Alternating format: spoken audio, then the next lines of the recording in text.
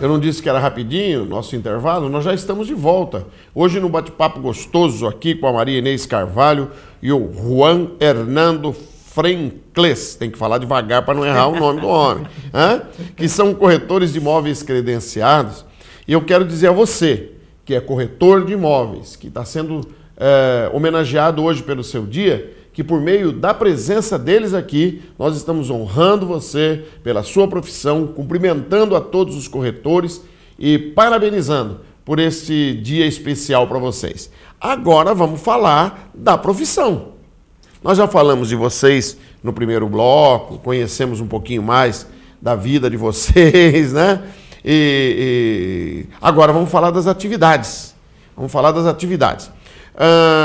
No início de carreira, vamos começar com você, Maria Inês. Início de carreira, você já chegou assim, eu estou com a minha credencial, venho trabalhar numa imobiliária, você já chegou vendendo ou tem um processo, tem um caminho? Você precisa ir conhecendo primeiro ou já vai de sola, vamos usar uma linguagem futebolística. Já vamos de sola, né?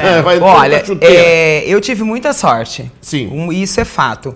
Porque quando eu entrei, eu sempre trabalhei com vendas, né? Sim. Em todos os lugares que eu passei, eu sempre trabalhei com vendas, com exceção da prefeitura. Mas, então, eu tinha muito contato com as pessoas. Eu tenho muito contato em Tupã, muitos amigos, enfim. Quando eu falava para essas pessoas, olha, eu estou trabalhando, sou corretora, enfim. Um falava assim, eu me lembro como se fosse hoje. No meu primeiro mês eu vendi 4 apartamentos. Oh, que beleza. Eu me senti, eu falei, esse é o caminho, porque é uma delícia quando você vende. Sim. Você entra vendendo. Porque isso não acontece com todos, queira Deus que aconteça, mas não sei no caso do Juan, enfim. Daqui a pouco não vamos chegar lá, vamos saber eu tive essa sorte, porque eu vendi para um comprou 2 e falou para mais 2 pessoas. Então eu falei, é esse o caminho que eu quero. Mas, foi encantador. Mas você disse para as pessoas, eu sou corretora. Ninguém disse para você assim, sem noção. Não, eu falei assim, eu estou começando, eu sem preciso. Noção, porque vai todo fazer mundo, outra coisa. para quem eu conversava, sabia de onde eu estava vindo. Então Sim. Eles com certeza falavam, mas que experiência como corretora. Mas eu tinha experiência da venda. Claro. Mas eu sempre deixei claro. Relação com pessoas. Exatamente. Relacionamento com pessoas. E aí eu sempre falava assim, olha, eu preciso da ajuda de vocês, eu estou começando. Porque a humildade também nesse nosso ramo é fundamental. Sim. Ninguém sabe nada, mas eu costumo dizer que o Juan é meu professor. O Juan me dá muita dica, enfim, a gente troca essa experiência e eu pergunto, então você não pode ter vergonha de perguntar, vergonha de falar, eu não sei, eu vou procurar saber, porque uma vez que você deu uma informação errada para um cliente, sem dúvida, você vai perder essa credibilidade.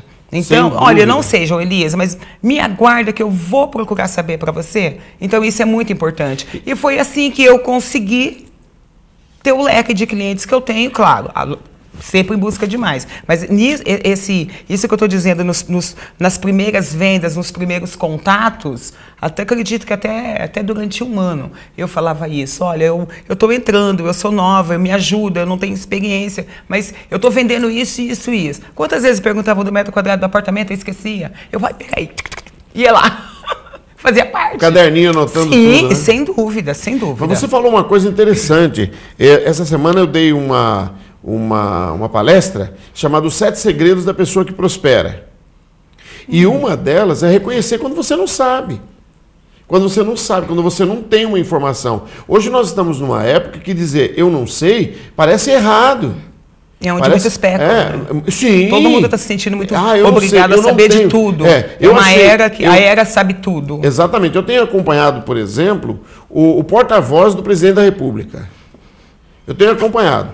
Ele é um sujeito assim. Em primeiro lugar, ele se relaciona bem, não importa, ele pode não gostar daquela pessoa, mas ele vai atender prontamente. E quando ele não sabe a informação, ele diz assim, olha, no momento eu não sei, eu vou me informar e mando a resposta, eu mando a resposta por e-mail. Neste momento eu não sei. Ele está absoluto, ele não tenta enrolar, ele não tenta inventar uma resposta. E isso precisa acontecer em todas as profissões.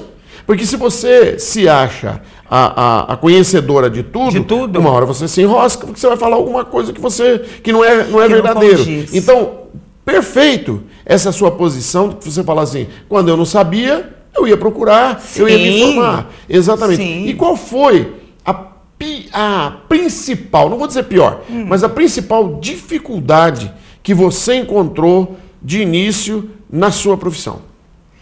Nossa, a principal dificuldade, qual seria? Porque, assim, é um ramo tão prazeroso, porque a dificuldade vai ter todos os dias. Todos os dias vão aparecer. Todas as profissões. Em todas as profissões. Agora, falar uma, assim, que realmente, olha, eu tive uma dificuldade, talvez alguma venda que eu esperava que ia dar certo, e por motivos, assim... alheios, a pessoa fala, não, mas eu não concordo com isso, com aquilo, com aquilo. Então, eu acho que isso ainda tem essas dificuldades em termos de contrato, vamos dizer assim. Vamos dizer, negociação. Né? Mas eu não me lembro, não. Acho que eu não tive nenhuma para falar, olha... Preços, valores... Isso é normal, né? Até a gente, quando vai comprar alguma coisa, joga num precinho e num valor, enfim. Mas para falar assim, olha, eu tive uma grande frustração ou alguma coisa do gênero, graças a Deus até agora não tive. Nesses 5 anos não teve. Não. E eu espero que não tenha. Continue sendo bem sucedido naquilo que você faz. Que assim Vamos lá, Juan. E aí? E você? Vamos lá. Como é que foi esse início? Você chegou, eu sou um corretor e chegou abafando, ou você teve muita dificuldade? Como é que foi? Então, na verdade foi assim, como eu não tinha nenhum contato com esse ramo de imóveis, e eu entrei para vender um loteamento. Eu entrei já como estagiário de outros corretores que já estavam na empresa já, né? Sim. E junto comigo entrou 15. Então nós éramos em 19 corretores. E ainda tinha corretores de Marília que estavam vindo para cá para vender.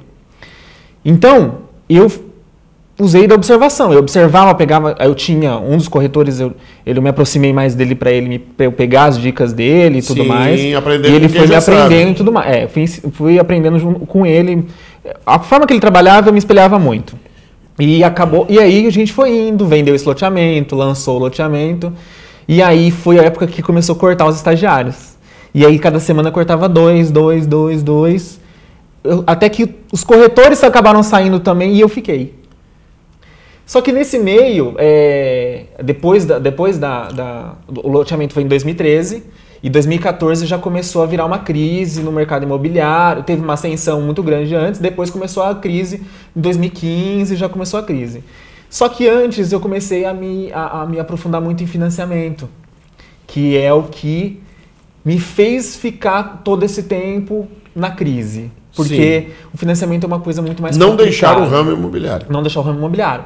Porque tinha corretores que trabalhavam comigo que ficavam 5 meses sem vender. Porque eles não gostavam de trabalhar com financiamento, que é um negócio muito mais complicado, leva muito mais tempo, demora 6 meses, 7 meses um processo. Agora não tanto, né? Mas naquela época sim, demorava 6 meses para finalizar um financiamento. Então você tinha muita cobrança e tudo mais. Só que como eu me especializei nisso, e o financiamento eu acredito que é a grande jogada do mercado imobiliário, é o financiamento. Se você falar, não, vou atender financiamento, você não consegue ficar no ramo. E aí eu me especializei nisso, fiquei aprofundado nisso. E isso, então, enquanto alguém estava com um cliente numa casa de 1 milhão, durante 4 meses, eu vendia todo mês uma casa de 200 mil financiada. Então eu tinha aquele para sobreviver durante a crise. E aí, na época das vacas gordas, né, do pasto bom, aí era meio melhor. É o mesmo caso, porque aí você já fez uma carteira de clientes, o que é né? Importante. Porque, na verdade, o que acontece? Em cidades grandes, nem tanto, mas aqui no interior, eu vejo assim, porque eu também vejo outros corretores que tem aqui em Tupã com 30 anos, 35 anos de profissão, é que aqui no interior, nos primeiros anos, você tem que correr muito atrás de cliente, de contato. Que nem eu, principalmente, eu tinha 19 anos quando eu virei corretor. Sim. Então, os meus contatos eram da escola, eles não eram potenciais compradores de imóveis ainda, entendeu? Então eu tive que criar um ciclo de procurar investidores, procurar pessoas que estavam comprando, que é aquele nicho de comprador. E eu fiquei procurando isso até que eu comecei a fechar negócios, e aí depois de um certo tempo, que nem hoje, você procura muito menos e você é muito mais procurado. Sim, então, porque você ganhou o respeito do mercado. Hoje é indicação. E é que nem você perguntou da dificuldade da Inês, a minha dificuldade era a credibilidade que eu tinha com 19 anos, falar pro cara, compra isso aqui que é bom. Um novinho, 19 anos fazendo um negócio porque, complicado mesmo. Porque o investimento de um imóvel não é um investimento que nem você fala, vou comprar uma camisa nova hoje. Se você não gostar dela da primeira vez que você usar, se ela ficou quente demais, se ela é fresca demais, se ela fica transparente, você não usa mais. Agora, o investimento de uma casa, o financiamento que você paga 30 anos, é um investimento que você tem que pensar muito, tem que ser uma coisa muito bem planejada. E fora que Sim. é o maior sonho do brasileiro é ter casa própria. Ter então, sua casa, sem quando dúvida. eu comecei a perceber e a ver o imóvel dessa forma, de que você não está vendendo... Claro, você tem vendas que você faz para investidor que ele quer ver números. Vou comprar isso porque está rendendo isso para mim. Mas tem gente que está comprando lá e fala assim, não, eu vou pagar 30 anos, eu vou começar a construir uma família aqui e tudo mais. Quando você começa a ver por esse lado, é outra parte gratificante Que ele do não está imóvel. comprando, ele não está comprando só um imóvel, ele está comprando um sonho. Um sonho. Eu costumo dizer o seguinte, que existe, você vende casa e você vende lar. Então, às vezes quando você vende uma casa para um investidor que ele quer pôr para alugar, um apartamento, alguma coisa, é diferente de quando você vende para uma família que vai começar a construir o lar dela a partir dali. E essa outra parte é muito gratificante. Além do financeiro, mas essa parte é muito gratificante. Em cima do que o Juan disse de sonhos, de mexer com os sonhos da pessoa, você sabia que o símbolo do corretor de imóveis é o colibri? Ou o beija-flor, como queira, né? Depende da região. Na minha terra chama cuitelinho. Cuitelinho? É, cuitelinho. Eu só conheço por colibri ou o beija-flor. Mas por que é o símbolo? Porque o beija-flor, ele vai de florzinha em florzinha, ele vai construindo, ele vai ajudando a polinizar e formar, né? Transformar uma vegetação, enfim. Nós, corretores, de cliente em cliente, vendendo uma casinha aqui, uma casinha ali, nós não estamos vendendo a casa, nós estamos vendendo o sonho, nós estamos ajudando a realizar o sonho. Então é muito lindo, é gratificante demais. É cansativo, é estressante, não é só mar de rosa, mas na hora que você vê um cliente satisfeito com o atendimento que você deu, com que você conseguiu realizar o sonho dele, sim, é muito gratificante. Não tem preço, né? Não tem preço. É muito bom. E eu tô vendo que isso é o grande prazer da profissão de vocês. Sim. Porque a gente tem que ter prazer naquilo que faz. Né? A gente tem que ter prazer naquilo que realiza. E a profissão de vocês está realizando sonhos. Né? Realizando sonhos. Bom, então você me disse que a sua maior dificuldade foi essa, de conseguir a credibilidade. Hoje você tem uma boa carteira de clientes. Tem. Eu estava, antes de vir para cá, dando uma estudada na profissão de vocês, para também não me perder aqui. E eu estava vendo que um bom corretor, ele demora pelo menos 2 anos para ter uma boa carteira. Isso aconteceu com vocês ou esse prazo foi estendido ou diminuído? O meu aconteceu. Sem sombra de dúvida, sim. Em 2 anos você já tinha uma boa carteira? Não, em 2 anos eu estava começando. Eu tenho 5. Eu posso dizer que hoje eu tenho uma razoável. Sim. Perto do que eu pretendo ter, se Deus permitir que eu consiga, que eu continue o ramo, ainda é pouco perto do que eu pretendo. Mas hoje eu posso falar que eu tenho uma carteira. Com 2 anos eu ainda estava no que o Juan falou, procurando, indo atrás. Então vamos dizer, a partir de 2 anos que você começa a formar então essa carteira de clientes. Comigo foi assim. Agora, nós temos que lembrar também, vocês falaram sobre a questão do interior, que aqui é um pouco mais complicado. Sim. Porque o número de clientes ele é limitado. Ele é limitado, dúvida. Né? Sem dúvida. Eu tenho um conhecido que ele falou uma vez, ele comentou uma coisa aqui, anos atrás, era um comerciante que tinha aqui na cidade. Ele falava assim, na porta da minha loja, a mocinha que passa de manhã para ir trabalhar, ela passa de volta na hora do almoço, aí ela passa de novo na hora de voltar para o trabalho depois do almoço e ela passa de novo na hora de ir embora para casa. É a mesma mocinha que passou 4 vezes aqui. Não é como, por exemplo, uma grande cidade como São Paulo, em que o sujeito pode passar na frente de uma loja hoje e nunca mais, na vida, ele vai passar por ali. Sim. Em virtude, claro, da densidade demográfica, a quantidade de pessoas que moram no mesmo lugar. Então, isso é uma dificuldade maior. Você tem que ser bom naquilo que faz, não é verdade? É uma dificuldade e, ao mesmo tempo, depois depende da perspectiva que você olha, porque depois transforma isso bom. Porque, ao mesmo tempo que tem menos clientes, tem muito menos corretores trabalhando aqui. Então, é muito... Tem que olhar para esse lado.